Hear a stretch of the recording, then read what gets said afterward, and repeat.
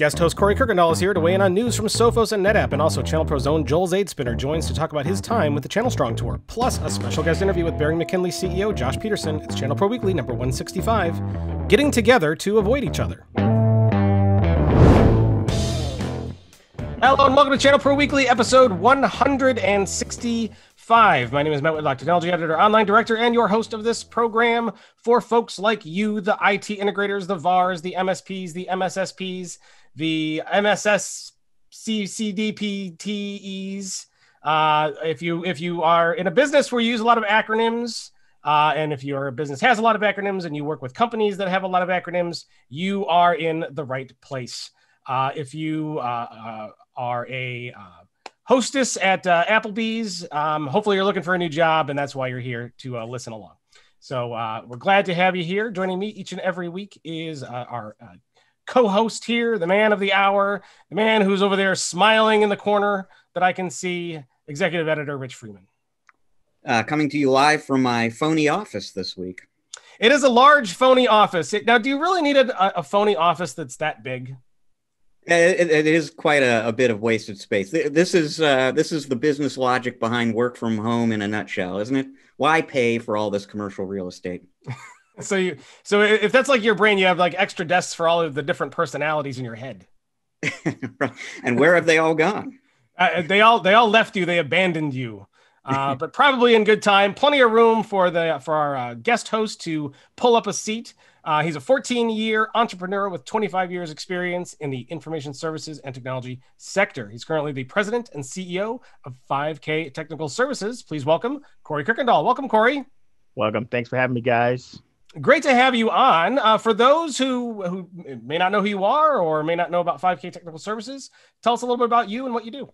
So we're one of those guys who have those acronyms in their lab. We're MSP, and I don't work at Applebee's, and sometimes I wish I did. Might be a little bit easier, but it's all good. So we're out of Dallas, Texas. We're actually in Plano, which is just north of Dallas. Just enjoying some pretty crabby weather, a little cold, a little rainy, a little drab, and then just trying to stay safe. And unfortunately, now this is my real office back here. So, a lot of room, but, we're back in and just trying to maintain. Thanks for having me again, guys. This has just been awesome. It's good. So tell us a little about your background, how you came to be where you are today. Yeah, man, it started way back in the early 90s. I started out at IBM. Working on system 36s, 38s, AS400s, and then just kind of migrated path to Cisco in the corporate world, spent about 17 years there. And then one day, I think I hit my head and said, hey, I think I want to start my own business. And MSP was what it was. At the time, I didn't know what an MSP was. I didn't think it was really a big deal from that perspective. I just knew I wanted to provide technology services to small, medium businesses, and come to find out that, oh, that's an MSP. So here I am. Very cool. And so how long has 5K Technical Services been around? We've been around since 2006. So we're in our 14th year, about to be from 15. It's been just a wild ride, man. It's been a lot of change in the industry, a lot of change in everything that's going on. I think everybody knows what's happening. The big deal right now is just cybersecurity and protecting yourself and those who you support. Yeah, I was going to ask, with, we're 9 months now, or, 7 months or whatever it is into the coronavirus pandemic. How did that kind of specifically affect your MSP business and some of your customers? Yeah, what was awesome is that, we practice a lot of, business disaster recovery, business continuity, and we, practiced to being able to do this. And this was the true ultimate test. Everything we put in place that we promised actually worked. And that was awesome, right? It knows that we were doing the right thing. So mostly all of our customers transitioned to remote workplaces. Some of them stayed in, some were essential businesses. And we as an MSP practices what we preach, and we were remote from March up until about 2 weeks ago. And because we just got a lot of projects coming in, it was just easier for us to do some things in person. But we transitioned out and probably worked 6 months remotely, and the customers never missed a beat. Didn't even know that we were there, and nothing changed from a customer service and satisfaction perspective. If I remember right, Corey, a lot of your clients are houses of worship. You do a lot of business with churches in the area there. I mean, how are they affected? How has that particular portion of your customer base been impacted this year. Yeah, as you know, those are one of the first ones, right? They make their business by being able to have people coming in and congregating together. And so what we went into an immediate mode to teach them how to handle Zoom, to be able to handle meetings and things from that perspective, working in Microsoft Teams.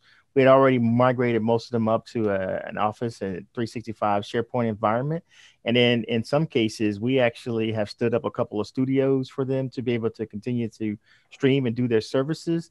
And we probably produce maybe 4 services for our church partners while they're going through that process. So we've done everything from video streaming to Zoom to just about everything to allow them to do it. And what's been great about that is some of them actually have grown their congregation size because they're not bound to just Dallas anymore. It has grown to outside. And some of the people that have wanted to reach them that have moved away or migrated away actually have come back and reconnected. So it's been a good deal for them as well. That's really interesting. Because I mean, you even hear MSPs saying something like that now that I'm truly supporting my customers remotely, I can sell in a much wider geography, essentially. So it's just really, the conferences that happen in the IT industry are drawing bigger audiences in many cases from wider areas because it's a virtual event. Anyone can connect. It's interesting that's happening as well to churches. Yeah. I think it's this is a blessing and a curse. I think it really challenged everybody to think outside the box, right? I think people understand that technology is there and it was available to them. They just didn't really know and didn't really have a true need to embrace it. But what they've been shocked about, man, is I think it's changed the dynamics of how businesses and how everybody's going to think about it going forward. Like I was telling you before, man, we're in my office and next door I got 2 kids on Zoom doing school, got the rest of my crew down the road. So it's definitely different, man, for how we educate our kids, to how we perform business, and just about how we do everything is definitely changed in some ways for the better. But I think it's definitely going to, it puts a good mark that MSPs are in a good place today. They just need to learn how to take advantage of the opportunity. Yeah, for sure. Well, we're really glad to have you here with us. And I know that we got you, I think, for the whole show. So we're hoping to get some of your insights and thoughts and takes as we go through some various parts of the show. But we're going to move on to our first segment because we have another lurker here waiting in the wings. We are excited to have on. Actually, Rich, have we ever had him on before? We have once or twice. Okay, so it's not his first time here in the rodeo, but it's been a while, if I remember correctly. So very excited to have him on. The associate publisher and VP. I don't know, his title recently changed, I think. So he's a big wig here at ChannelPro. We're very excited to have him on. Please welcome Joel Zaidspiner. Thank you, Matt. Thank you, Rich. Corey, great seeing you also. Joel, great to have you here. For those who may not have caught an earlier episode where you joined us, and for those who have been longtime listeners, back in the day when we were audio only, we used to do a segment called "Where's Joel?"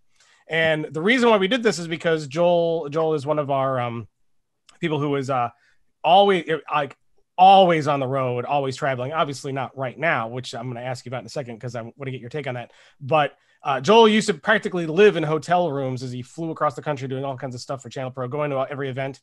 No matter where you would turn, there he was. So Joel, tell us a little bit about your background, about who you are and why you're here. Well, for the readers that don't know me, thank you, Matt. I am the Vice President and Associate Publisher of our publication, ChannelPro, ChannelProNetwork.com, and all of the affiliate products that we have.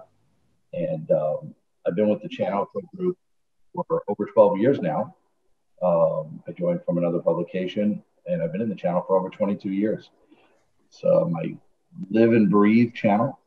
I don't think about anything else other than how the channel runs on a daily basis. So I love being and talking to people on the channel every day. And as you said, I traveled quite a bit. Traveling quite a bit is a lot. I was on the road 45 to 50 weeks a year sometimes. Was starting off at 20, then got to 30, and just kept growing over the years. My kids are gone; they're out of the house. They've moved on to their lives. So my wife's like, "Go, please, come back and visit." Yeah, the more I traveled, the more I was able to get some interviews as well as talk to the industry and work with the customers all over the all over the globe, all over the U.S. mostly, but sometimes outside of the U.S. It's an amazing, amazing thing. But on March 6th, the ChannelPro SMB Forum ended that day, and that was the last time that I got on an airplane flying from Dallas. I was with Corey, as a matter of fact, and both of you gentlemen, and we went home, and we never left our homes again until just recently. I have been home working, doing virtual events daily, almost daily. There are so many. We do many, many virtual events, and we do many, many podcasts. And I've been presenting on a couple of different events out there. Like recently, I just did one for Acronis. I did one for some of the other vendors over the last few months. But last Monday, I packed a bag, I put all my stuff together. I wore double layers of gloves. I put on 2 pairs of masks. I brought a lot of sanitizing liquid, and I got on an airplane. And it was one of the best experiences I ever had with traveling. It was easy.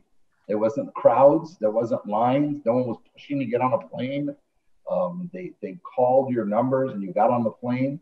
Luckily, I got upgraded to better seating, so I was happy about that. But no one sits next to you, and it was really not that bad to travel. However, I did have to get a COVID test because I didn't want to go to a place where I would infect other people. So I made sure that I didn't have the virus. That was really important to me and to everyone else. And then we went into the Ohio region, Ohio, Pittsburgh, and we went and saw a bunch of MSPs in those areas that were planned. And I joined the Channel Strong group. Yeah, so let's stop there and give people some context for why you traveled and what you were doing, because you were part of the second Channel Strong Road Tour. Yes. So tell folks what Channel Strong is and who put it together, et cetera. Absolutely. So thanks, Rich. So what Channel Strong is a group of vendors that and there's a voice of the vendor coming up in the next few days, probably next week, that you'll get real specific from the founders of it. But it was a bunch of vendors that got together and saw that there was a need to get out and help, not just help the MSPs, but to help the communities at large, to help the industry, and to just get out there and talk and show their face to the industry. And they rented some tour buses, and a tour bus, actually one of those concert buses, and it was pretty cool. And we had a driver. We get on the bus, and he takes us to these different MSPs parking lots. And the idea was to pop up tents and to set it and have food from local businesses, bring food out so that you're supporting local businesses. And there was a charity attached where you got to bring cans of goods to the Channel Strong event. And when you brought the cans of goods, you gave it to the folks there, and they were able to donate in a local charity. So it was also helping the communities. So there was a lot given, there was a lot brought, and there was a lot of conversation. MSPs were happy to see us. We're happy to, we didn't shake hands, but, pump fists, and played some games. We had some games out there. There was really not a lot of business conversation going on. There was a lot of so grateful to see each other and be face to face again. We stood 6 feet apart, 6 to 10 feet apart, and we stayed away from each other most of the time. And now I'm home, and I can't wait till the next time we can do it again. But it was really, really a great, great opportunity to just go out and visit with MSPs and be on a bus with a bunch of vendors that were really excited to help the industry and help the world.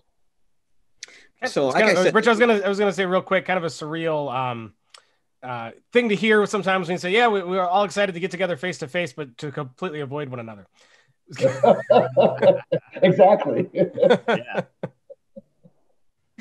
So like I said, this is the second Channel Strong tour. The first one I think was 3 weeks long. This one was 2 weeks long, and you were there for a week of that. So what cities were you in? So the first tour went through 7,000 miles all over the U.S. I mean, they went from one end of the country to the other end, and that was a lot of travel, a lot of work. And I don't think it was. I think they were so burnt out from that first one. I was surprised they went and did the second one. But the second one came up, and they went to 8 different cities across the U.S., but they stayed in the region, in that middle region where the Ohio, Michigan area, Pittsburgh, Kentucky, they stayed in that region right there.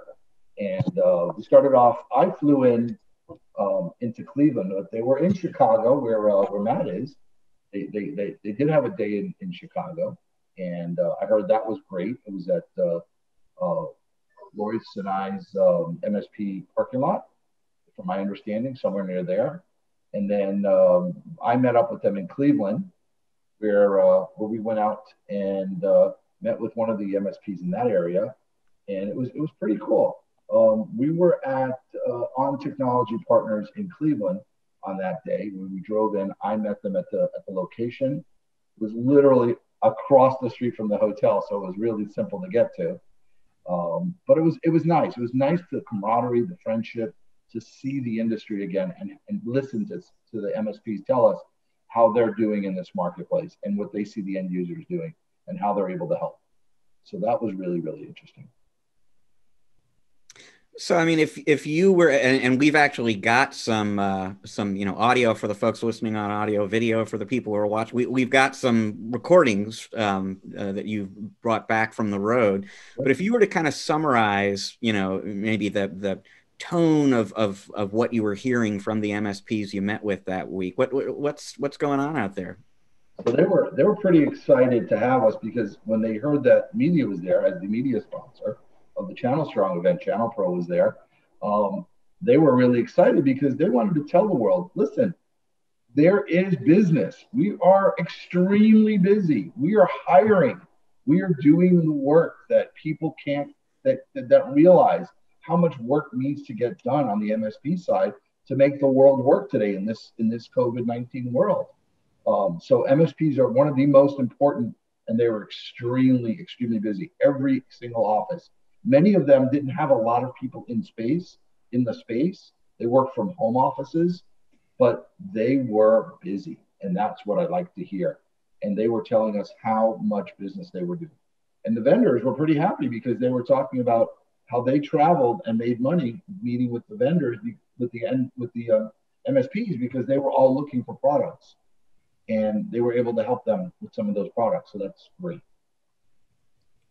So in a nutshell, it was meeting, finding out the needs, helping them, and knowing that they're successful in the COVID-19 world.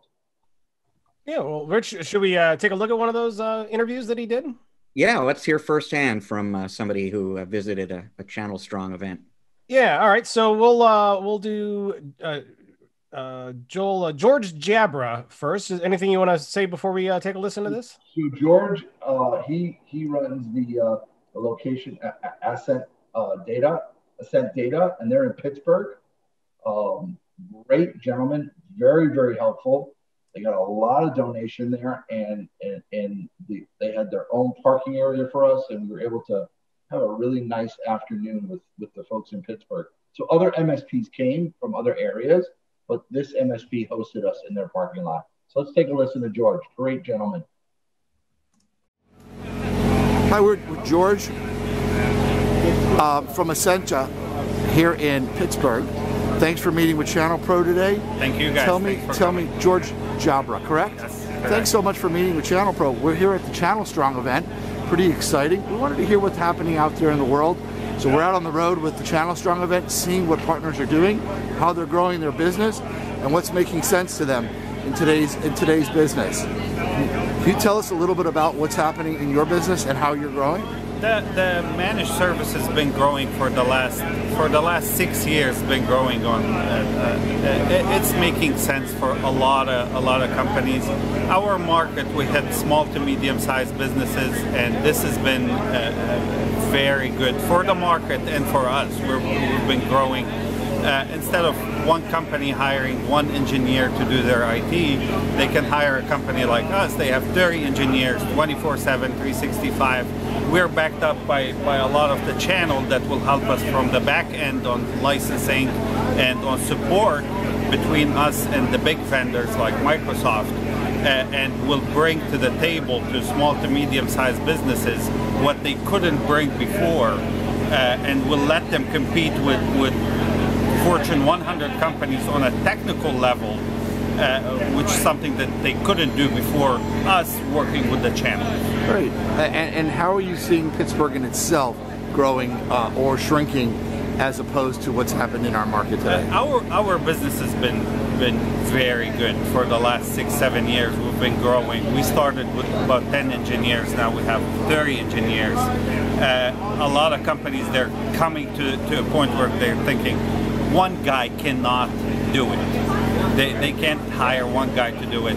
It gets to a point where they have over 500 users. They can get like a company, they can get like a team, and they can pay the team, and the team will take care of it.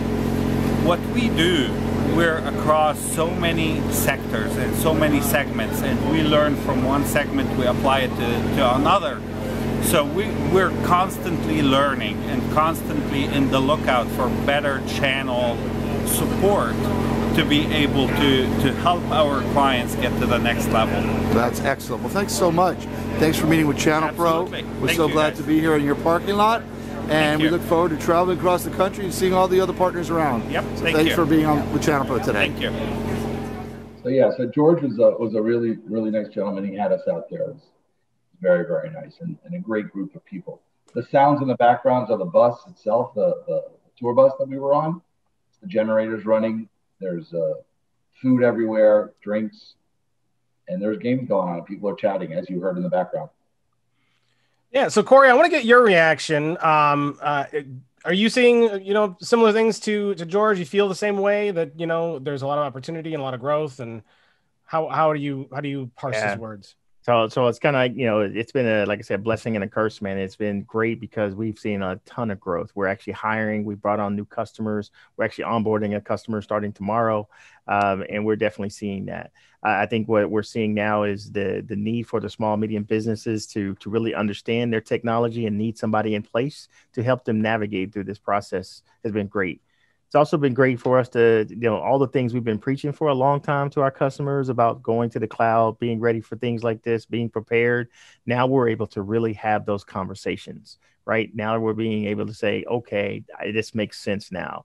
Let's sit down and do those things. And what's been great for us, it is probably for a lot of MSPs, and it was great to hear George talk through that, was all the education things that we've been pushing out there about being ready and talking to them about educating them on the things that are coming is now starting to definitely pay off in the long run. So a message I tell all MSPs, if you're not constantly educating your customer, then you're probably missing out on a lot of the opportunity that's going on right now. So it's keep educating, keep pushing. Yeah, very, very good. Why don't we watch one more, at least, and see if there's any similar reaction.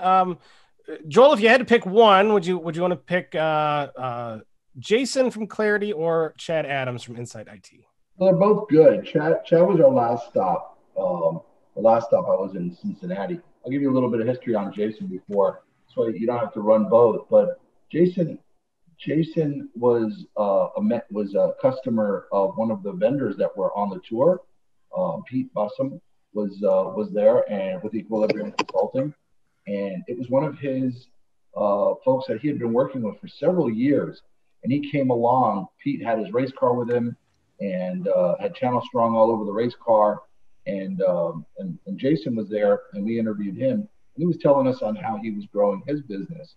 But Chad is an interesting gentleman. He's a guy who works at the last location, which was Intrust IT in Cincinnati, and that was the last stop that I was on the bus with all the folks. Very, very, very interesting character, very interesting gentleman. He also refs for the NFL when he's not working in the IT industry. He's very, very interesting. He has a amazing Corvette that was out in the parking lot. And I would say that he is a very, very interesting gentleman to listen to. You got to listen on to him, listen to that one. That would be cool. That would be probably the better of the two, because it was the last stop on the trip. Well, we're here in Columbus, Ohio. We're excited to be here. There is a lot of partners here in the parking lot, and we're here with Channel Strong, the amazing event that has been crossing the country, and we became part of it just recently and are here with some of the MSPs that are out here. We're here with Jason of Clarity Technology Solutions. Thanks for being here with ChannelPro today. Tell us, how have you seen the last 6-8 months of your business grow, or has there been changes that you want to, you're taking into effect to make things better? Well, we all had to think on the fly really quick to get our customers home. We started working on that a couple weeks before the official orders came down from the governor of Ohio. And based on our customers, some of them were ready to go. They were easy to lift up and move somewhere else. Others, it took a little more work to get done. But I think it was just the flexibility and working with the partners that we have to say, okay, let's come up with some creative ideas on how do we make things happen so people can still work from home and our customers can be productive. So partners like Datto, Pax8, all those folks were great in helping us through that process. Now, would you say you've been able to add headcount this year, or we're not able to add headcount this year due to the... We actually added somebody, and then the next day we got ordered to stay home. So that made it interesting. We went out to lunch, and then we had to onboard him virtually. He had no idea of how our systems work, our education, all those things that we need to do. And he did great. He jumped in. He had tech experience from previous jobs, so he had the basic concepts in place. And what do you see in the next 12 months? Where do you see the market in the next 12 months? I think we need to be more cognizant of having adaptability in our clients, being able to plan for the things that we can't plan for. Whoever knew we'd have a pandemic and everybody would go home at the same time. And we learned a lot of lessons through that. So we sat as a team and talked through quite a bit. What did we learn? What can we do better? We had those conversations with some of our key accounts as well to talk about what worked and what didn't work. So if we go the next time around, I think we're a little better prepared. Well, great. Well, thanks so much, Jason. You're Thanks for being with ChannelPro today. Thank you. We're here with Chad from Intrust IT, Vice President of Operations. Thanks for meeting with ChannelPro today, and thanks for being here at the Channel Strong event. Thank you for being here. Yeah, we're here in your parking lot. Pretty exciting group of folks out here, having some food, having some fun, playing some cornhole. Yep. Tell us, how are things going this year for you guys, and where do you see the next 6 months going? Great. Well, I appreciate you guys bringing the beautiful weather, because it's not been great the last couple of days, so that's a good start. For us, things are going well. During this pandemic, a lot of companies are experiencing a downturn. We have not. We haven't experienced any problems of that nature. Some of our clients are suffering, and we're trying our best to help them out. But at the same time, I think over the course of the next 12 months, we're going to see the economy kind of bounce back a little bit. And we're looking forward to helping those clients as they come out of that, to be able to get their projects started off again, sales starting to pick back up, and we're super excited for that. Not just for our own selves to get our revenues back up, but for our clients, for them to be able to come back to something that appears to be normal for them again, and to be able to start making money. That's wonderful. We're traveling from city to city, and we're talking to all the different partners out there, and we're trying to find out where they see the next 6 months of growth. And have you been able to add headcount? Do you see your customers starting to go back to their offices? Things like that. How do you feel about that, and where do you think you're going to be able to help them? Yeah, so for us ourselves, we are adding headcount. We actually just hired one here in the last month, and we have a plan to hire maybe 1 or 2 more in the next 6 months as we move into 2021. For clients, we're starting to see a little bit of them moving back to the office, but we're also seeing a lot of questions like, can we continue to operate this way? Can we continue to operate with 50% or 70% of our workforce working from home? And if so, how can you help us do that? So for us, it's really taking those. They're really one-offs. They're one client says yes, we want to come back to the office. Another client's like, no, we're okay operating this way. So we're really just trying to talk to them individually to determine what it is that they want to do, and then what we need to do to help that become a reality for them. That's great. We're here in Cincinnati today. We're going to be off into Kentucky tomorrow. We're going to Lexington tomorrow. Any words you can tell the readers of ChannelPro that can help them during these hard times that they're going through, that you guys have done? and have been successful in doing. Yeah, I would think the big thing here for the readers, just be patient, right? Be willing to help your clients out. You've got clients that are great customers that you really just need to be patient with them. Try to do everything you can for those great clients that you have to help them get through this time, because they're going to reward you. They're going to reward that commitment that you have to their company with a long-term relationship with your company. And really, that's what this is about. We keep hearing it, we're all in this together. And business is no different. Businesses are in this together. They're suffering, just like some of you out there are probably suffering. Relationships are going to be key as we come out the backside of this. And I can't emphasize that enough. Well, thank you so much, Chef, for meeting with us today. And we look forward to seeing you all on the road soon. We look forward to being out somewhere across America soon enough. So thanks for being with us, and thanks for having us here in your parking lot. Thank you for being here. We enjoy you guys being here, and again, thanks for bringing the weather. All right, so we went ahead and played both Jason and Chad Adams. Just they're pretty short, so we might as well go through both of them. Lots of good sage advice there. First, Corey, I'm going to go to you first, and I'm going to talk about something that Chad said, which is the second interview that we played there. He said one big thing is patience. Do you agree with that? You think patience is what everybody needs right now? I definitely do. But before I answer that question, I got a comment about, being up in that area with the Cleveland and Cincinnati coming out of Chicago. I'm in Dallas, but I ain't gonna say nothing about that. I'm gonna leave that there and let y'all meddle on that a little bit. So you talk about patience, right now I got a lot of patience.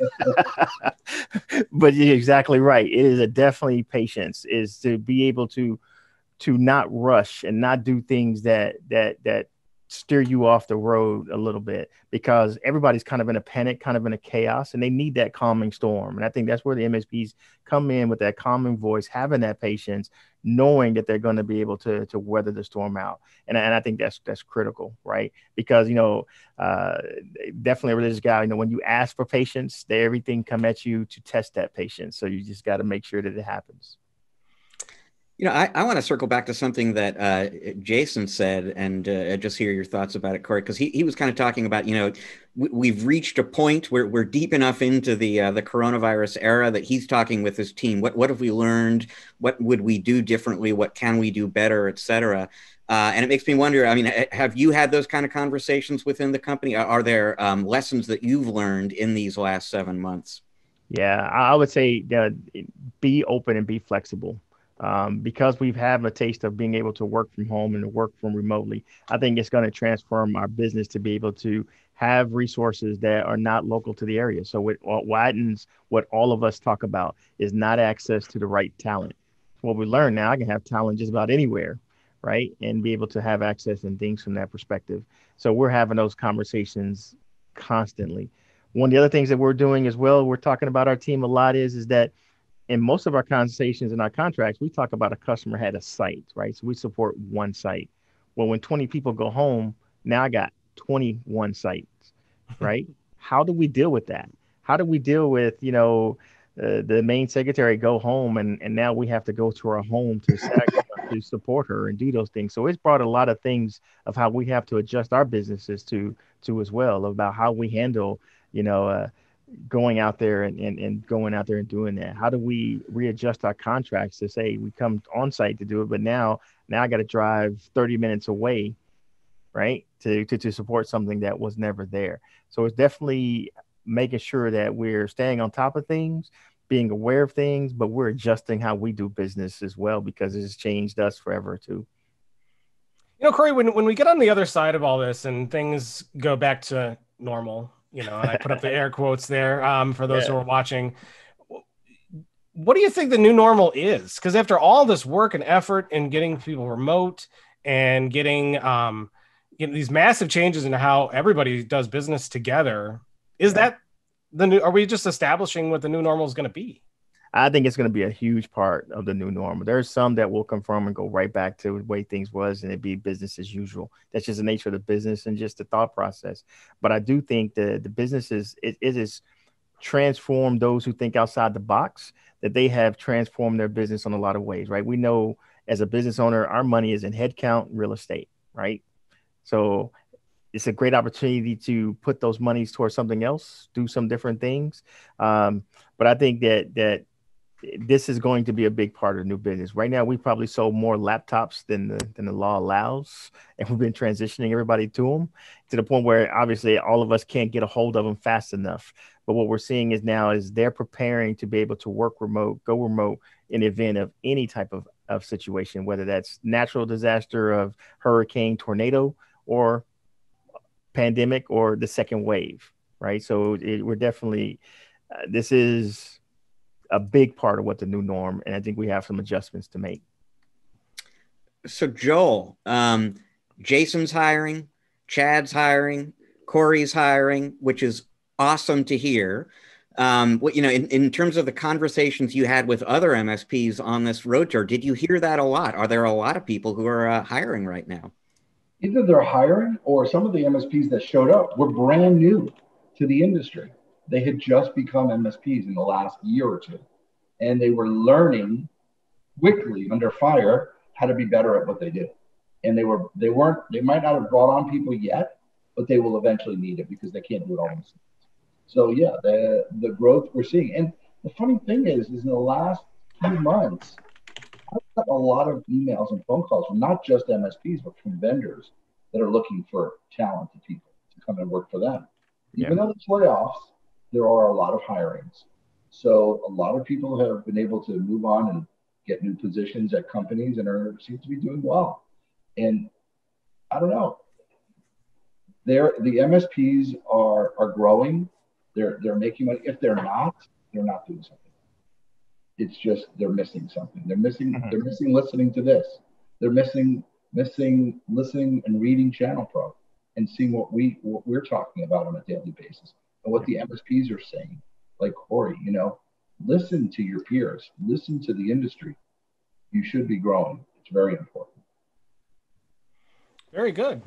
Well, Joel, I want to thank you for going on the Channel Strong tour and getting out of your house and carrying around bottles of sanitizer and all kinds of things that you talked about there, and for bringing those interviews to us, and appreciate it. Hopefully we'll get you back somewhere down the road. Now, one quick question. Is there going to be a Channel Strong 3.0? They're planning to start doing this quarterly, from my understanding, and the ChannelPro network was the sponsor. And we're hoping that we'll continue that if that's something they allow us to do. But it was really exciting to be on the bus, be with the folks, the tour bus, and the driver was hysterical. By the way, he's a driver who drives for professional bands, and really, really nice guy. But everybody on the bus was so great being around people. It was just like you were with a family all the time, one that you liked. And it was fun, but I keep my sanitizer with me everywhere I go, so that you never ever have to worry about what your hands are touching. Smart, sage advice. Go ahead, Rich. I was just going to say, Joel and I in normal times travel a lot together, and as he knows, I was in the hand sanitizer habit before coronavirus. Yes, you joined the Rich Freeman Club on hand sanitizer. Good. Well, at least I know what to get. In my pocket at all times.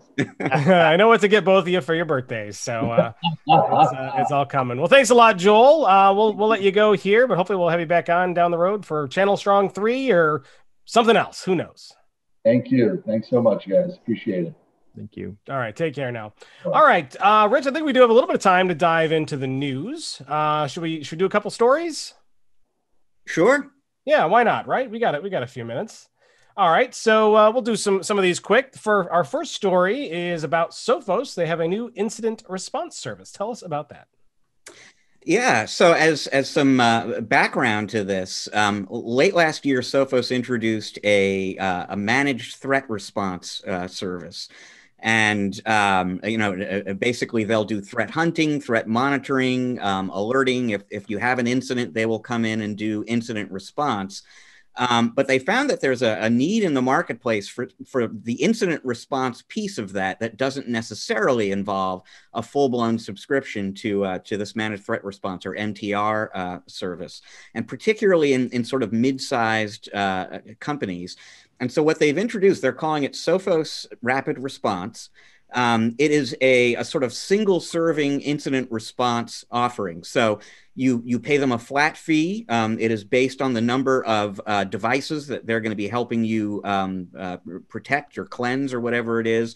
They give you a quote in advance. You know what it's going to cost. The entire engagement lasts for 45 days. So typically, and they will come in and they will install the software that they need to put out there on the affected devices in order to do this incident response service. So that typically takes them a few hours. They say it typically takes them about 48 hours to kind of figure out what's going on.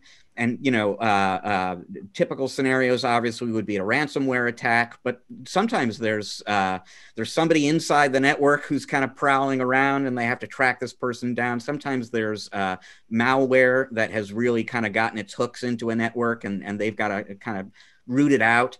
So they need about 48 hours typically to triage what's going on.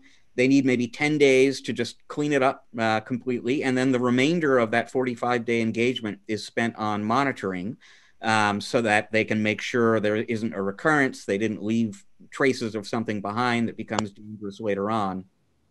When they're done, they write up a report and they tell you, here's what happened, here's what we found, here's what we did about it, here are some things you could do next, basically to prevent this kind of thing from happening again.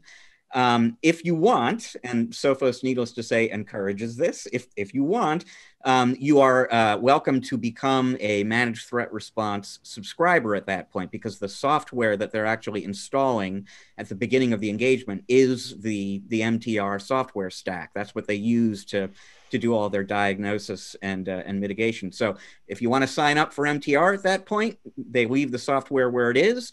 If you say no, thank you, they take it out of there and you're done. And it was, 45 days, flat rate, predictable price, and over. And if there's another incident, you bring them in again. So interesting, resource to have out there on the shelf for people who find themselves in need of truly expert incident response assistance. Different kind of model for providing that incident response assistance than I've certainly seen before. And another example of this kind of continuing story with Sophos, of them moving into services as well as software. And they weren't specific about it with me, but they sort of hinted we're talking to MSPs all the time, listening to MSPs. If there is another service like that we think we could provide and they want, we might have more services coming down the road. It's almost like the shareware model, Corey. You ever played Doom back in the day when it was on floppy disk? Yeah. You install it and then, it's like the whole game, but you can only play the first level and then you have to buy it if you want to go. That's kind of like once you get hooked. Reminiscent. Yeah, right. Gets you hooked, right? So what do you think, Corey? Is this something that you would be interested in as an MSP if you need remediation just to be able to buy it one off like this? Yeah, this is the big part, right? So, I mean, we do a lot on the front end, but we know it's nothing's 100%, right? It's not if, it's just when, right? It's always something to do on the win side, right? What am I doing part?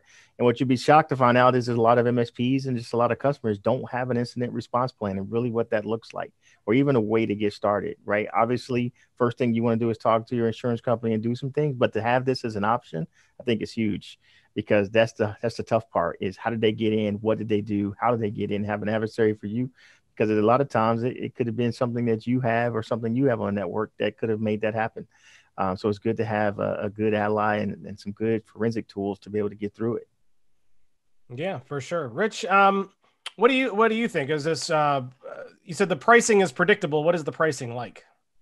So they didn't talk specific dollar amounts, but, and they also indicated that they've had users, for, very small users, like bigger businesses than they expected. Companies with 15,000 seats have tapped into this, but they really, the target market they had in mind when they created it was companies in the 100 to 500 employee kind of range.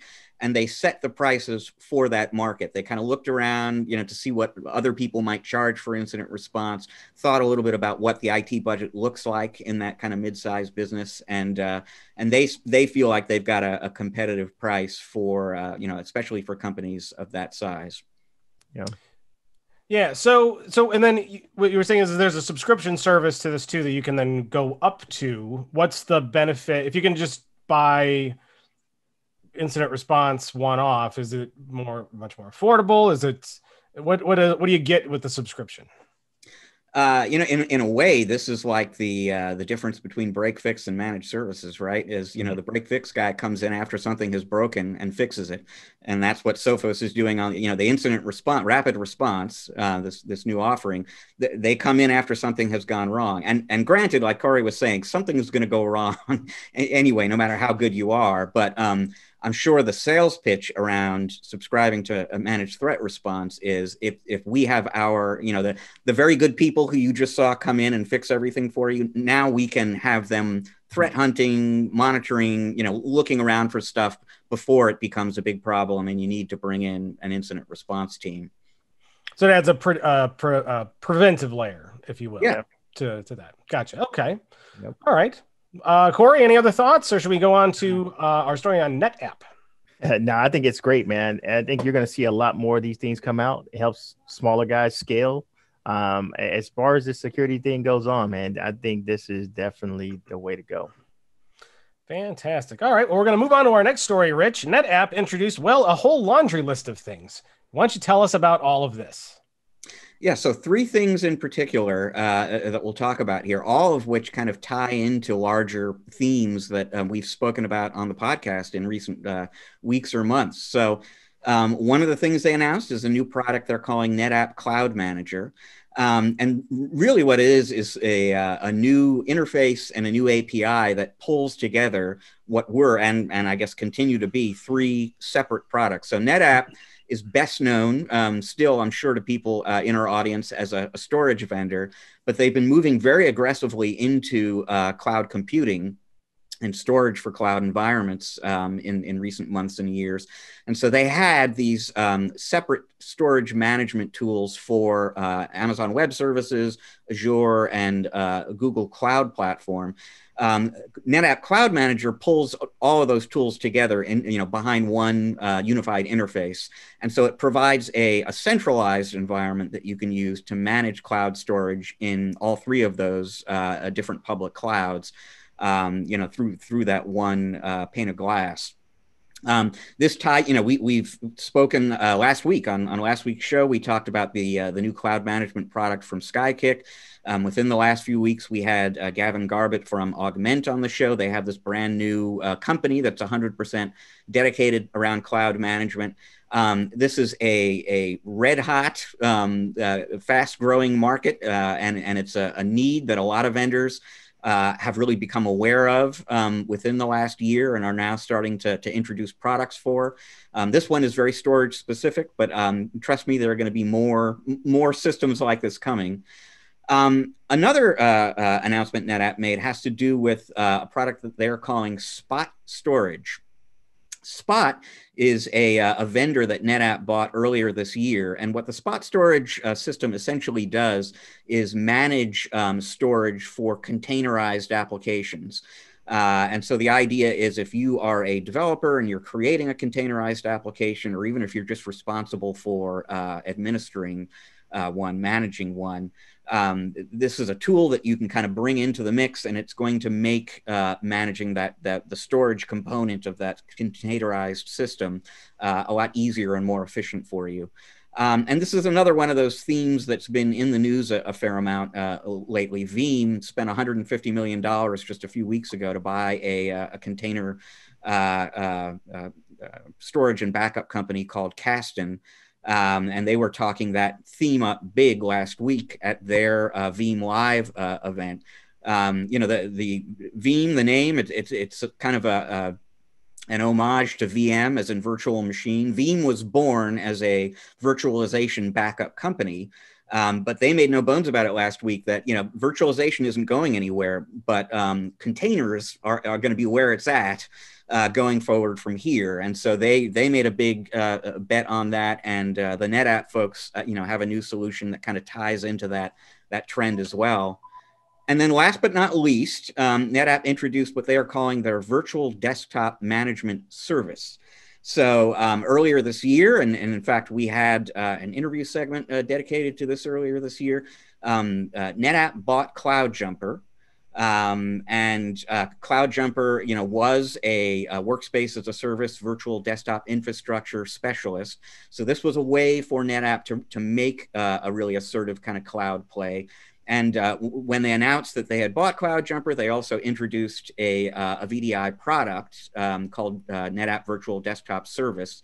The virtual desktop management service that they introduced this week is a fully outsourced managed service that basically allows you to use that NetApp VDI system, and they'll do all the setup and the provisioning and the management and so on, and the kind of optimization, take care of all of that for you. So especially this year, the year of COVID-19, a lot of businesses are appreciating the power of the VDI model in terms of the portability of that, you know, for people who need to work from home or in the future are going to be splitting time between home and the office. This has been a pretty big year for VDI, and VDI products, a pretty big year for, you know, Microsoft and their VDI system. So it ties into that larger theme that NetApp now has an outsourced management service for VDI too. Yeah, you know, Corey, my neighbor has or my old neighbor, I should say, had a dog named Spot. So when Rich said that they were going to open up Spot storage, I was sitting here thinking, wow, they're going to open a kennel, huh? That's kind of an odd direction to go for a cloud management kind of company and storage company. But I guess that's not what it is. Although that would have been pretty exciting, though, Corey. If NetApp had a kennel, would you put your dog there? Oh no, man. You know, virtual kennel, right? Just what it would do. You know, this is cool, man. You know, I love it. I come from the service provider industry when I was at Cisco, and what we call this is swivel chair, right? Everybody wants something from the single pane of glass, and what we're seeing is they're getting to that point. VDI has been tough to take off for a long time, right? Everybody wants it. Everybody had it. They thought they could do it. VMware started it. Obviously, NetApp being a storage company, they're getting into it. Microsoft, you see it. So COVID-19 has been truly a blessing for that environment, because now there's a true need and people see how rich it is. And I think it's definitely going out that pun, and rich, no pun intended there. Yeah. Have you seen, has there been a lot more interest in Windows desktop service and this VDI thing among your customers? We have, man. We've been working with a partner out there from Pax8, as well as with Nerdio, pushing up some VDI stuff to that thing on an Azure perspective. We've always had some lurking in the background. We did some jump cloud stuff as well. And what it's really starting to do is it's kind of been on the periphery. Now it's coming in more to the mainstream is where we go through it. Because for us, it's great to outsource it. It forces us to think about, how do we manage it? Because you don't manage it like you do a traditional MSP. So it's a little scary, because if you don't do that math, you're like, well, am I giving it away for free? What do I price it over? I don't really know. So now we're pulling it more back mainstream and really figuring out where it fits. And I think it's going to be a core part to our business, as well as many MSPs now, because it's a viable, serious play for how we go forward, especially in all the hardware refreshes you have going on right now. And especially, you know, I don't have to buy a big powerful machine. I can take that i3, i7, turn it into a dumb machine, and it's perfect because all the computers in the cloud now, right? Works great. So it really going to change your strategy. Yeah, indeed. Well, interesting stuff. Rich, anything else you want to comment here? I mean, there's a lot in here about pricing, and maybe what we'll do is we'll say, for those who are listening and watching, go to channelpronetwork.com, find the episode page for episode 165. And there you'll find links to all of these different stories that we talked about here, and all of the details are in there. If you're watching on YouTube, open up the description area. The links are in there for you as well. So you can go and you can check those out and get more detail. We're going to take a short break here in a minute. When we come back, we've got a great interview that we did with Josh Peterson, the CEO of Bering McKinley. We're going to talk about best practices for service delivery. It's a really good interview. You won't want to miss it. And we'll be back on the other side with Corey Kirkendoll. Stick around. We'll be right back. Awesome.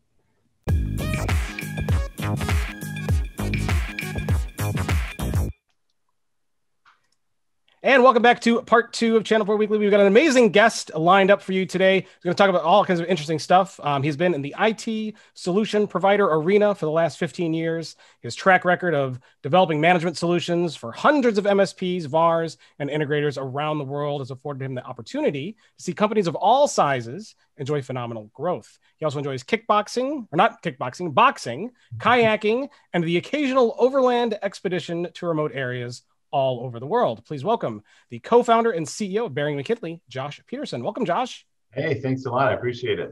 Great to have you here. I want to start off this discussion because whenever I read about somebody's background, I always find like interesting things that people do that I would personally never do. But I got to ask you about a couple of these before we kind of dive in. One is, I don't think I would be the type of person to like go on an expedition into the Arctic Circle, right? But you've actually done that, correct? Yeah, a couple times, absolutely. It's all part of a master plan. I've always got master plans, and that master plan is a drive completely around the world. So we started by getting up to the Arctic Ocean, coming back down through Oregon, Washington, California. The next leg is to go through Mexico and South America, and then we'll just keep that journey going as budget and time allows. But it's a whole circumnavigation. It'll be amazing. That is so cool. Now, we're going to ask a little bit about you and about Bering McKinley here in a second. But what are some of the different places that you've expedited, if you will? Sure. You know, the most amazing parts that I've been is obviously anything in Alaska is incredible. Getting up on the Dalton Highway, getting up to the oil fields in the middle of nowhere, Alaska, where it's just one crummy road coming in and out. But also getting up into the hills and mountains of southern India, like Munnar and Kerala, where it's just these crazy switchback roads that are, you know, just absolutely terrifying the whole way through. So getting up there and seeing lions and elephants and going out with crazy people saying, hey, I think I know where some lions are. Let's go look for them, or tigers, I should say. And just saying, how did I get here? This doesn't make sense. I don't like this. But then the memories and everything you build are what make it all worthwhile. Yeah. So there's got to be some danger in that, right? Like what is the most dangerous situation you've been in while out gallivanting around the world?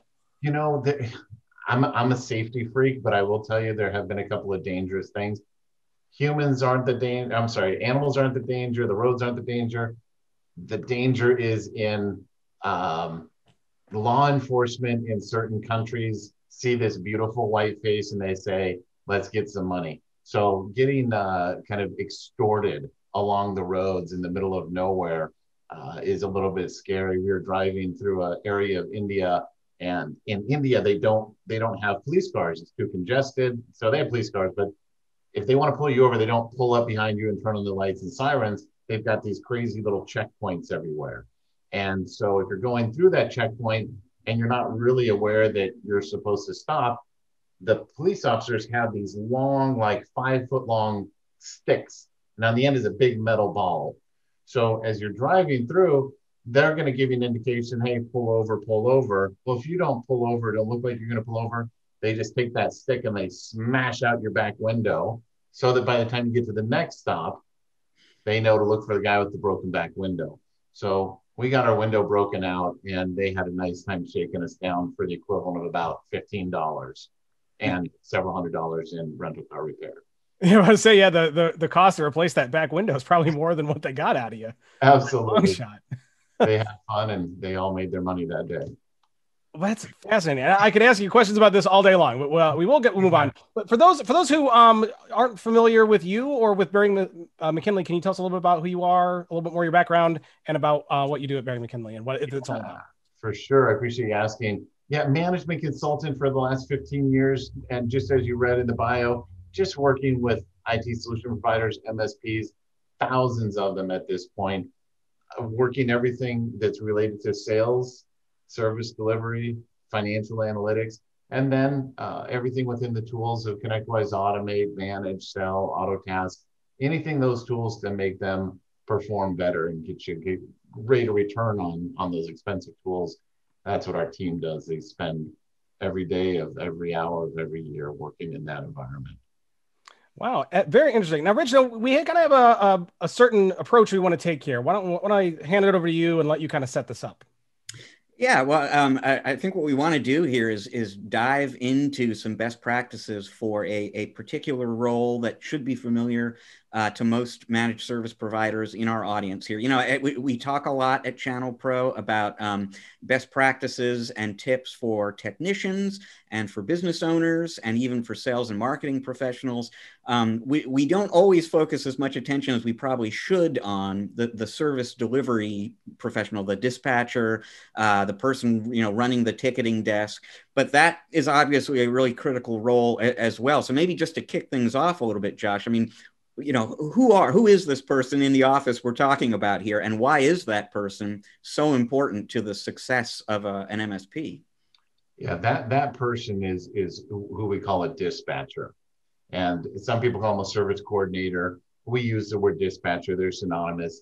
This is the unsung hero. This is that just a beautiful tool that you have in your toolbox that you didn't even know how to use. And once somebody showed you, you looked and said, holy crap, I've been using the wrong tool all this time and I've had this beautiful thing in here the whole time. Dispatch is the key to everything. That is the dispatcher. And that's where we spend a lot of our time, is enhancing those professionals, showing their value to owners and service managers, and really trying to build those folks up to understand that they're in a profession. They're not just kind of another tool in the toolbox. They are the primary tool.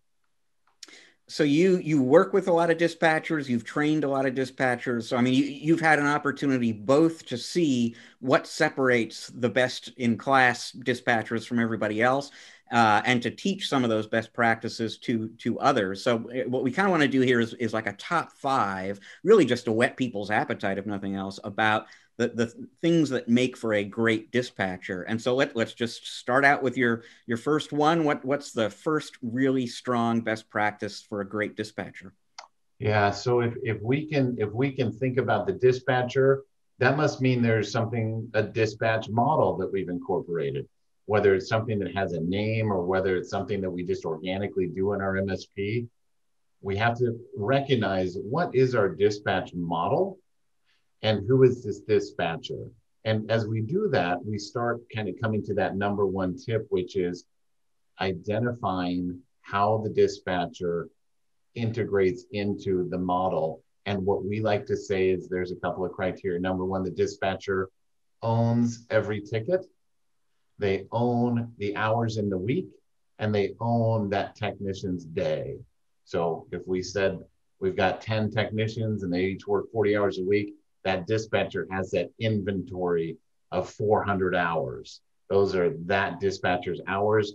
They owe us, the employer, the service manager, efficient maximization of that time. And so they own those hours, they own the tickets, and they own the day. That's the number 1 distinguishing characteristic of being on the right path.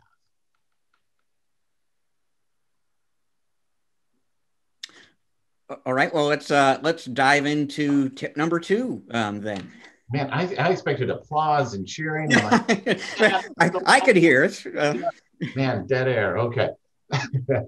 If we can get that component going where we say, let's take that off of the technicians, let's take that off of all of their workload of providing brilliant solutions, technical problems, and give that to the dispatcher.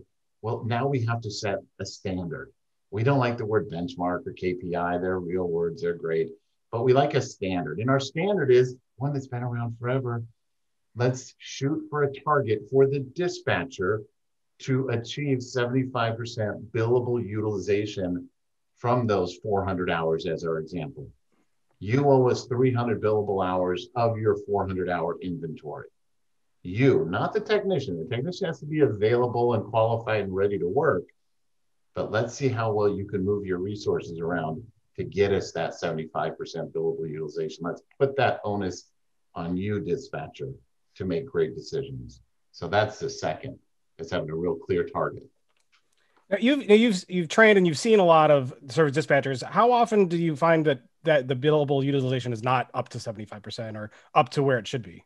Yeah, great question, Matt. What we see is that everyone who kind of pays attention to this thing knows 75% is the target. And there's really kind of two camps. We're 80, we're 90%, we're killing it, we're busy. All right, cool, got it. Then there's this other camp that it's like, we're 50%, we're 60%. So it's not usually like we're 73%, we can't figure out how to get 75. It's either, we're either just killing it just by organically, or we just can't figure out how to maximize that time. Well, in both cases, and even the third case where we're kind of spot on, we have to get down to our time entry standard and say, how well or how much do you trust that number that's getting reported out to you from your PSA? And that will go to our surprise number 3 item. But people make it as often as they don't make it. But in almost all cases, there's a little bit of a data validity that needs to occur, or validation that needs to occur. Very interesting. So let's move on to tip number 3. Okay, number 3 is we got to get our time entry standards under control. From 2003 or 4, when I talked to my first MSP, till last week when I was in Savannah, Georgia, talking to a bunch of high-speed, low-drag CEOs and service managers, the same problem exists. Our time entry standards are weak. We have a really tough time getting technical billable staff to enter their time.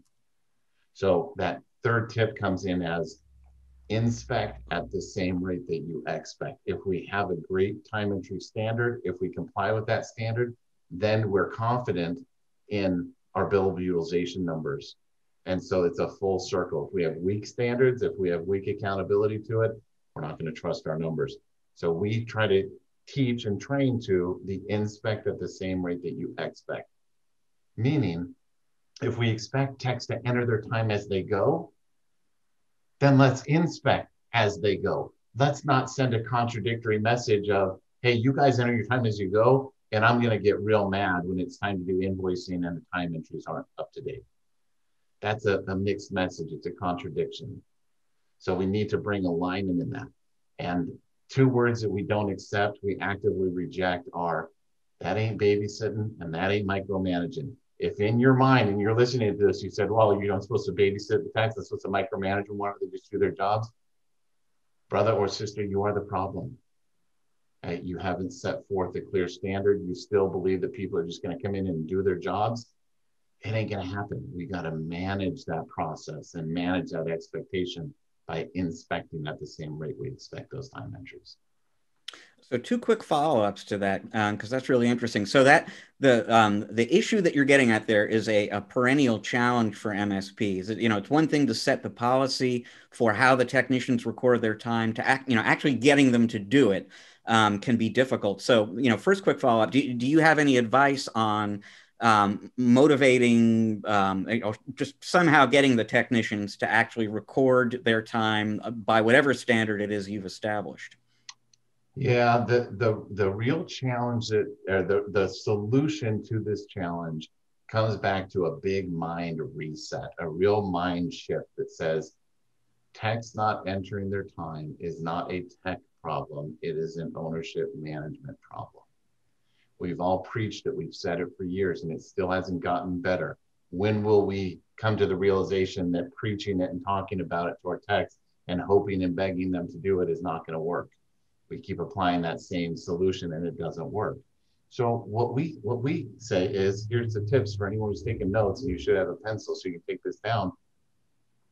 Stop preaching, because it's not about what you preach, it's what you tolerate. So we're not going to even say one more word to our technical staff about entering their time. No more Tuesday huddle, weekly service management meeting, monthly service management meeting. We're done talking about it. It's not a thing anymore. I, as the owner, have understood that you as the technicians aren't the problem, so I can stop preaching to you. I need to preach to myself. So what we're going to do is we're going to put a cadence in place. Dispatcher, service manager, sister-in-law, cousin that we bring in for this one simple task is going to execute Monday morning. So at 10 a.m., 1 p.m., and 4 p.m., someone is going to look at the time entries for the day. By 10 a.m., there should be a good couple, 2-3 hours. By 2 p.m., there should be another couple, 2-3 hours. And by 4 p.m., there should be pretty close to a full day. Anytime we do that quick scan and say, oh, Carl only has 3 hours in and it's 4 p.m., I am going to stop and I'm going to walk over to Carl's desk, or I'm going to call Carl and I'm going to say, Carl, brother, take a break. I know you're in the middle of the most important work you've ever done in the history of time, but take a break. Let's chat while you catch up on your time. I'm not going to be condescending. I'm not going to be mean. I'm not going to be irritated. I'm not going to feel like I'm a babysitter. I'm just giving Carl a breather. I'm giving him permission to stop. So, Carl, why don't you go ahead and end your time? I'll wait right here. How was the weekend? Whatever. Carl's going to say, fine. Why are you calling me? What is this? What are you doing? I'm busy. No, it's okay, dude. I got it handled. Dispatch has it handled. You just stop it into your time. And now I'm going to do that 2 hours later. And I'm going to do it the next morning, and the next day, and the next morning, and the next day. And I'm just going to keep going with that until Carl gets that Pavlovian response that says, when I don't enter time, the boss is calling me. When I enter time, he doesn't call me. I don't want to talk to him. Even though he's nice, I don't want to stop what I'm doing. So how do I prevent this? Boy, I guess if I enter my time, that was the trick that got him not to call. That right there, folks, is everything. It's inspecting at the same rate that we expect. We stop and give them permission to slow down, and we preach no more. We just do it. If that sounds crazy to you, you need to take a breather and say, why do I reject this? Why do I feel so against this idea? Well, it's because you hope that people just come in and do their jobs, but all you've done is set up a condition in a spot where they're putting the weight of the world on their shoulders, and they don't have time to stop. People don't like being babysitters because it kind of sounds like that, but I know that's not the approach you're taking. Although if you were a babysitter, though, you could like order them to take naps, and that might help with productivity too. If they're really that would work. Take right? them at 3 p.m. I bet they would say yes to that. You could bring some carrots and peanut butter and tell them to have a snack. Right. Stand your blanket, heads down. Yep. Yeah, no, it does. It feels babysitter. I get it. But really, if we kind of just work our way backwards and say, is this a me and a process problem, or is it a them problem? Carl's an amazing dude. Everyone loves him. Clients love him. He's funny. He's the first guy to race to the fire and danger. He just won't enter his time. Well, not entering your time doesn't mean you're a bad person or a jerk or resist authority. It just means you're running too fast. You're going too fast because we have a poor dispatch process. So you're just trying to keep up. And in that world that he's feeling, he's right. Am I going to sit here and enter my time, or am I going to go to that next emergency? Well, if I can remove that weight and have a good dispatch process and inspect at the same rate that I expect, suddenly he doesn't have to make that choice. So to circle back to tip number 2 there, there was that group of MSPs you referred to who are 50 to 60% utilized. Is the issue there typically that time is not being recorded fully or properly, and so these hours are just kind of disappearing? Or is it just as often that there's, the dispatcher is doing something wrong? Yeah, a 50 to 60% utilization rate can mean a few things, and you kind of nailed them. One could just be, we're not recording enough time. Okay, we're busy. No tech would ever say they're not busy. So it could be that they're not recording time. It could be that there's just not enough work. It could just be that we have only 3 tickets in our pipeline. There's no aging tickets. Everything is dialed in. We're caught up. That's like almost never the case. Typically the case is that we're just not entering that time correctly. We're not getting in. And here's why it matters, because there's at least one guy who's sitting in his big old huge Mercedes-Benz right now in the middle of East Pittsburgh, Nebraska, and he's sitting there saying, we're a managed service provider. We don't do any hourly work. Recording time doesn't matter. I hear you. I understand. But agreement gross profitability matters. And if we're not recording all that time, we're not being able to see exactly how profitable we are in those contracts. So there's a little bit of resistance, Rich, of people saying, well, so what, they didn't enter the time. I know, because I can tell that we're busy. I can tell that no one's just sitting around. So why do I care about 50% utilization? The utilization nowadays in managed services is really about, am I capturing all the time that they worked, and therefore being able to tell how profitable I am on these contracts. Well, profit, that's a huge thing. Also knowing which employees are maybe more or less productive than others is kind of good to know too. Because if, you know, it's taking somebody 8 hours to do a job that every other employee can do in one, you know, you're also losing money on that too. Absolutely. And we gotta solve for that by having a great dispatcher to say, let me put the right resource on the right issue and make sure that we're checking in and following up to make sure no one's just spinning their wheels, either through lack of knowledge or skill, or just by being in a spot that they're just kind of having too much fun trying to figure out. Yeah. Or they're napping too much. Or they're napping, as we referred to earlier. Absolutely. Rich, any follow-ups on 4, or should we go to tip number 5? You know, believe it or not, I think that was 3. I think we're moving on to 4. Oh, wow. It seems so long for number 3. Let's go on to 4 then. All right. So we want to as we kind of walk our way through these, we already kind of think about having a good dispatch model. We kind of think about that dispatcher inspecting the time entries. We start putting that responsibility of billable utilization onto the dispatcher. Well, here's a number we want to put on the dispatcher as well. Not to fire or hold accountable like you're terrible if you can't hit this number or not. But let's put this target, let's put this education, let's put this knowledge of agreement gross profitability into the hands of the dispatcher. Because there's a dumb saying, it's like, if you don't know where you're going, any road will get you there. So sometimes when we're talking about entering time and billable utilization and time entry standards, these aren't just for the sake of doing them. They're for the sake of accomplishing something. And one of the big things we're trying to accomplish is agreement gross profitability greater than 65%. Now, when I say agreement, I'm really referring to a somewhat traditional managed services contract that likely includes a big bulk of the time that's going to be required to serve that client in a support environment. So in your traditional managed services agreement, we have to hit 65%. I want my dispatcher to be very aware of that. So that when they're looking at that service board and say, these tickets are project related, these tickets are installation related, these tickets are managed services related, how am I going to load balance where I'm putting my resources and when? If they don't have a target for agreement gross profitability, they're making decisions in a weird, messed up gross vacuum where they're just doing what feels right. They don't really have a plan. Now, we're not saying, oh, well, Bob's agreement gross profitability is all the way at, or it's down to 63%. We can't service him anymore this month. No, that's not the case. It's let's apply good dispatch theory and process, learn what our agreement gross profitability is organically, and then figure out, why are we making it? Why are we doing so well on that contract? Why are we doing so poorly on this contract? Because now we have amazing data going in. We've got people pulling in the same direction. And now we can make some real good decisions on how to proceed on contracts that aren't meeting our standard. So bringing that AGP percentage to the awareness of the dispatcher would be number 4.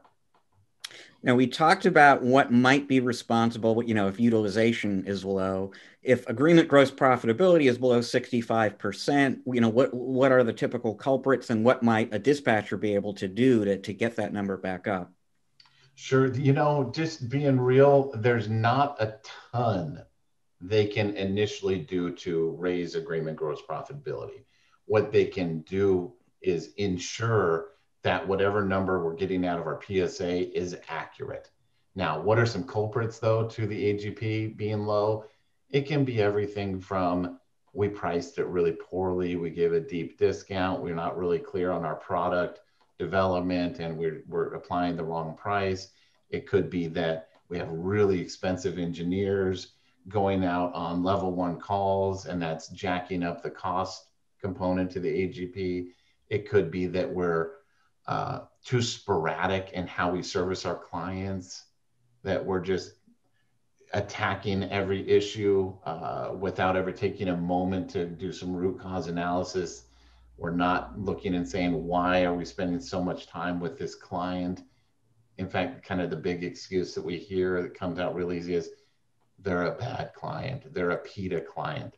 I reject that. All right, I absolutely reject that. Sure, there's some bad people out there, But the client that you've established is a pain in the neck or is a bad client, I assure you they'll be a great client for someone else. Hey, they're reacting to your service. Are there some bad apples? Sure. But primarily these clients are going to be a good client for somebody else.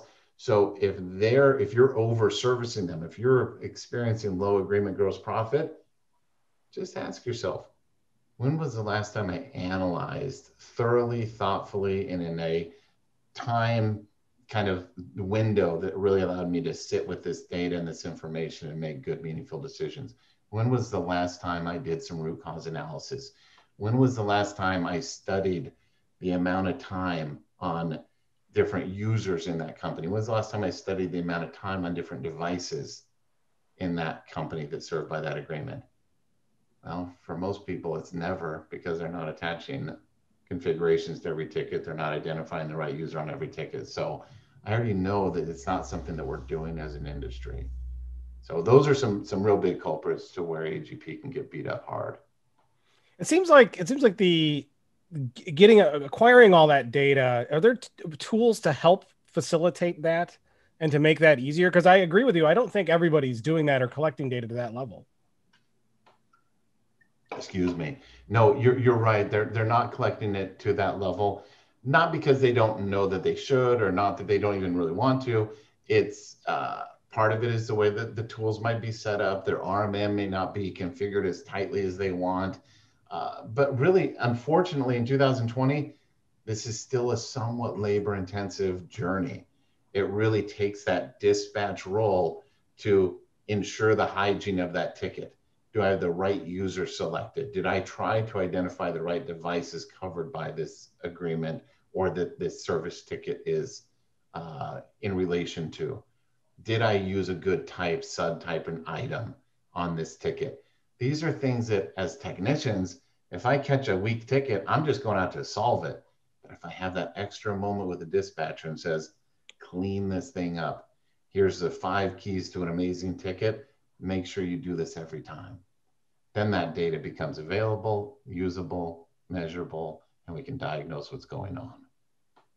Very, very good advice. What is your fifth and final piece of, I'm sure it's not your final, we could probably go to 10 or 15, but your fifth piece of advice. Yeah. So as we kind of think about utilization, as we look at agreement gross profitability, as we look at our dispatch model, everything we've talked about so far is just under the category of a leading indicator. Those behaviors, those activities that are milestones along the way. If you pass the big red truck, if you pass the corner with the ice cream shop on it, that's a leading indicator that you're almost at grandma's house. So everything we've talked about so far are those leading indicators that lead us to service department gross profitability.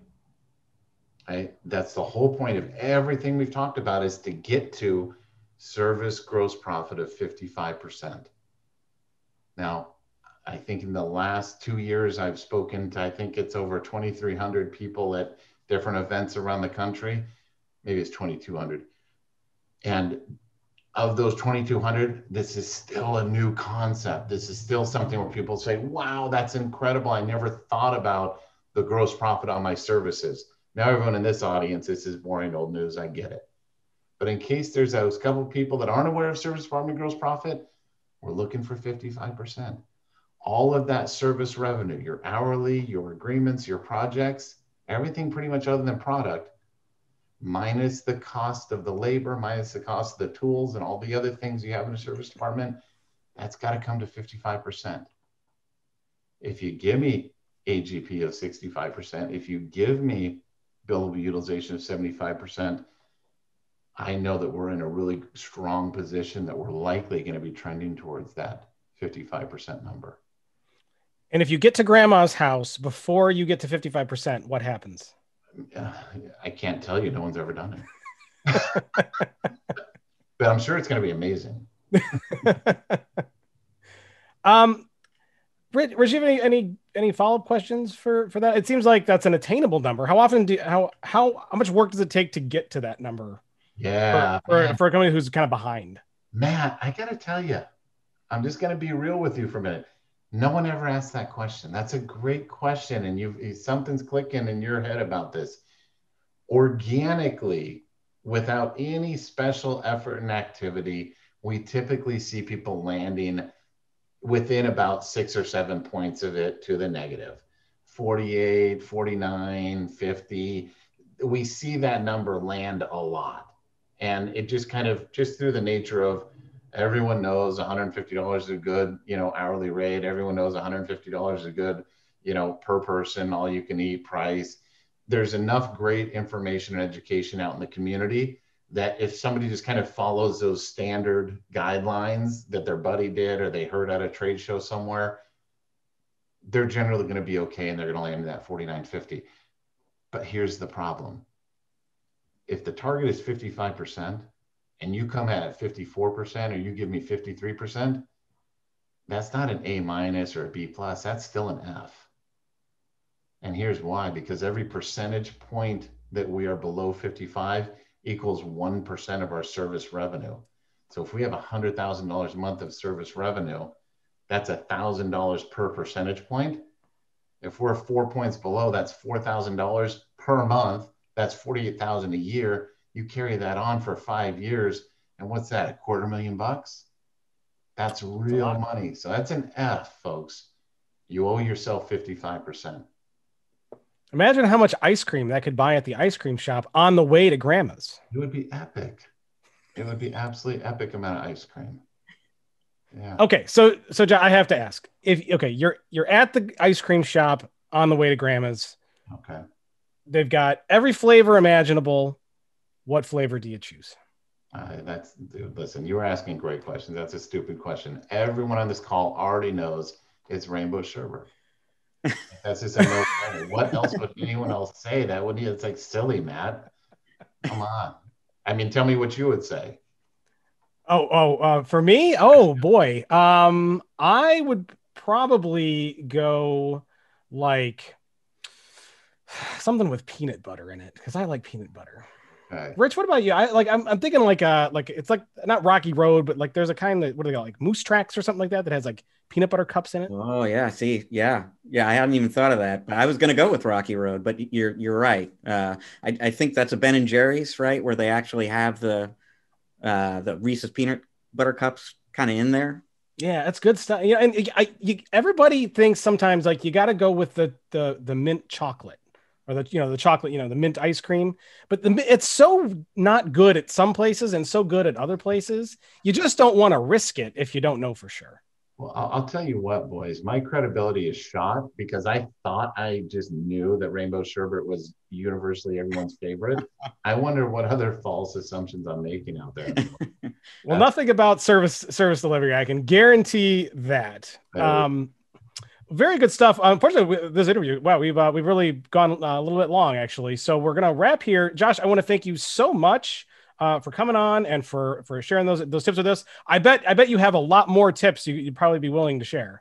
Absolutely, anytime. I nerd out on this. This is one of my passions in the world, and I love talking about it. So don't call unless you want a real conversation about it. Yes. I think we should definitely down the road look forward to getting another 5 pieces of sage advice from Josh Peterson. Josh, if people wanted to connect with you, pick your brain, learn more about Bering McKinley, where can they go? Yeah, definitely hit me up at josh@beringmckinley.com. You can call our main line, 212-300-3016. You can find us on Facebook, LinkedIn. Ask questions. We love talking about it. And it's a real humbling experience when somebody hits us off after a conversation like this. So I hope to hear from somebody. Thanks, guys. Excellent. And thank you so much for being on. I hope you had a good time and we would love to get you back. We're going to take a short break. When we come back, we're going to wrap up the show with some of our regular end of the show features, which includes Rich pulling out his crystal ball and waving his hands over it and looking at the clouds and trying to predict what's going to happen in the future, which he does get right sometimes. You won't want to miss that. Stick around. We will be right back.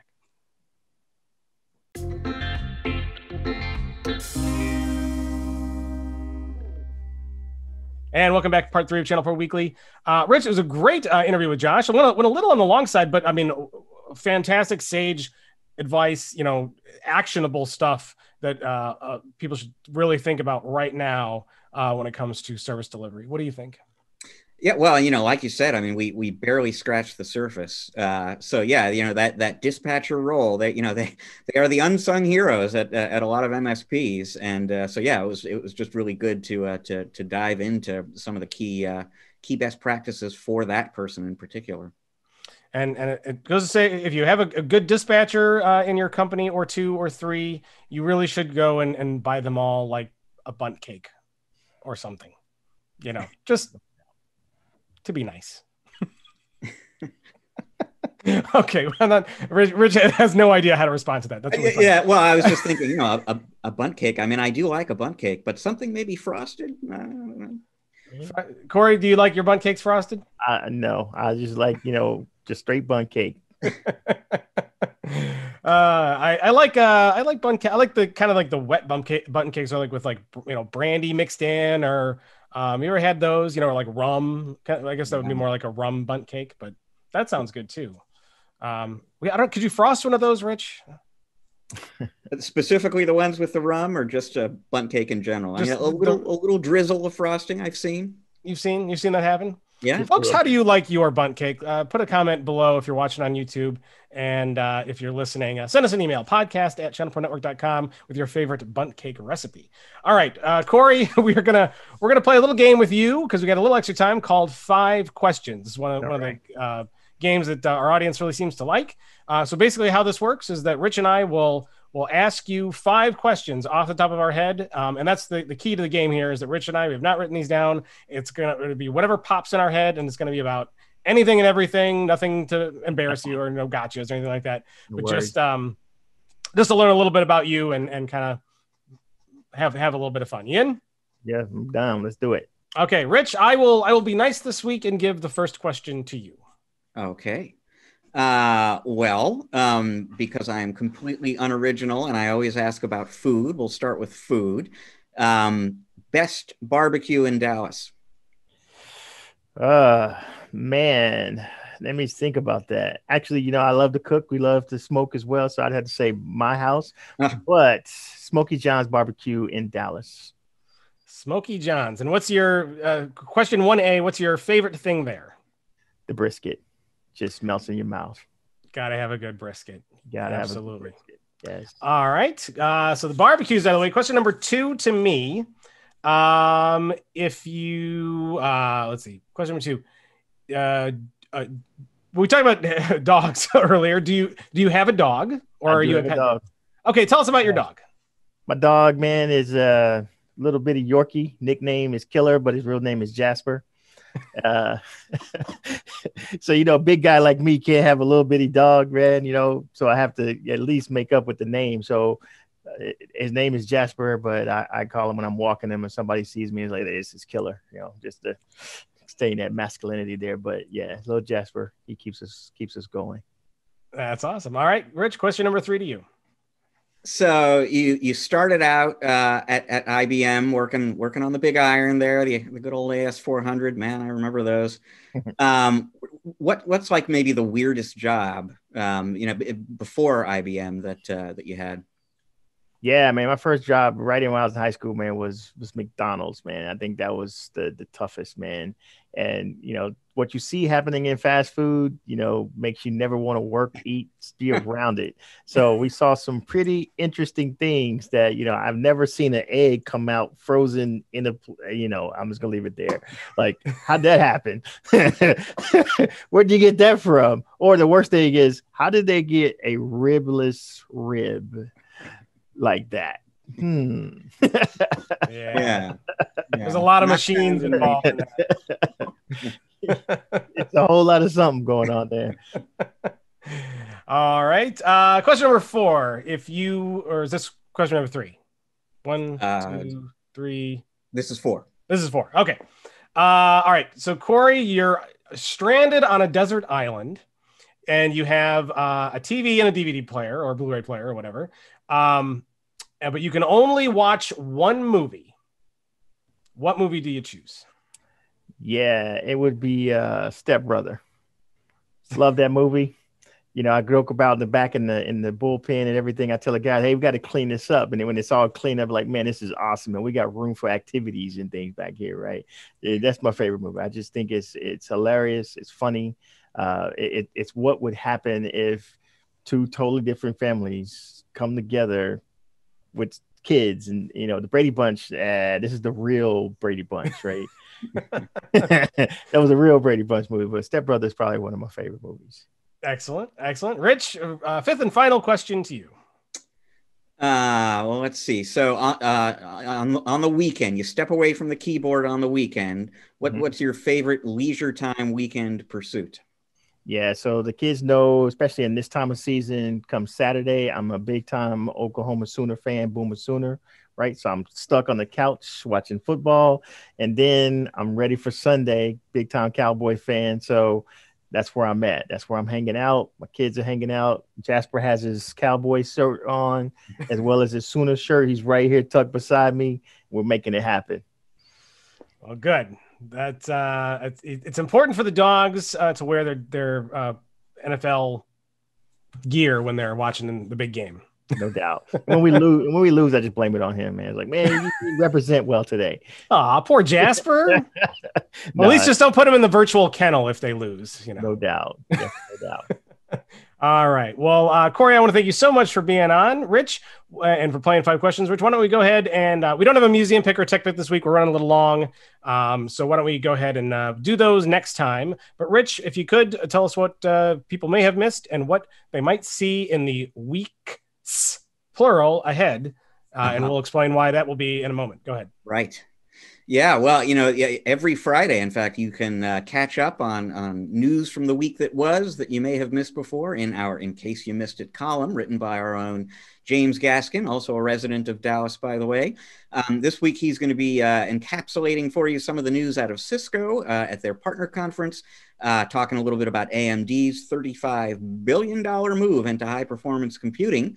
And actually right there from Corey's backyard in Dallas, he's got a story about what can go wrong if your Halloween decorations are just a little bit too realistic.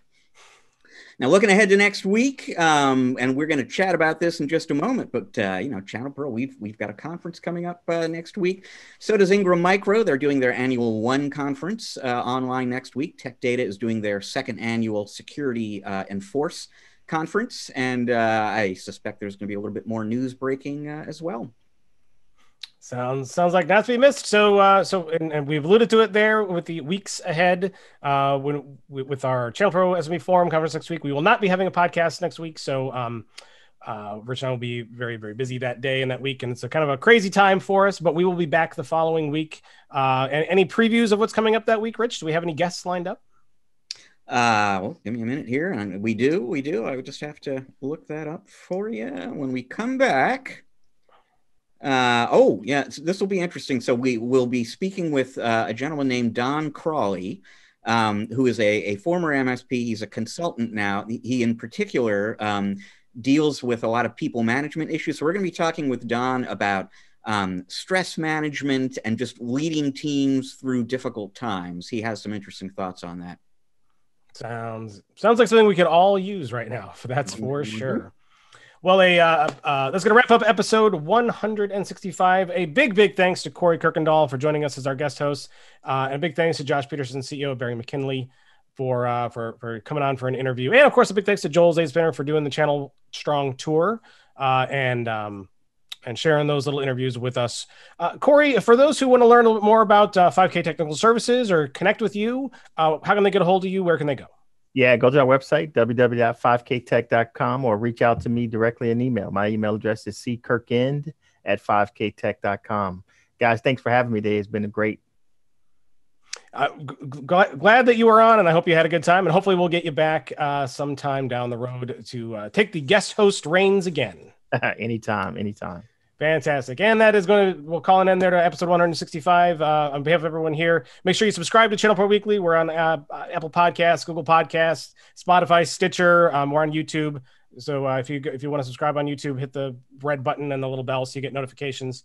And if you want to email us, podcast@channelpronetwork.com is our email address. And of course, channelpronetwork.com is the website. Put your web browser there each and every day for articles, white papers, news articles, podcasts, anything and everything that you need to help keep you informed and to make your business better.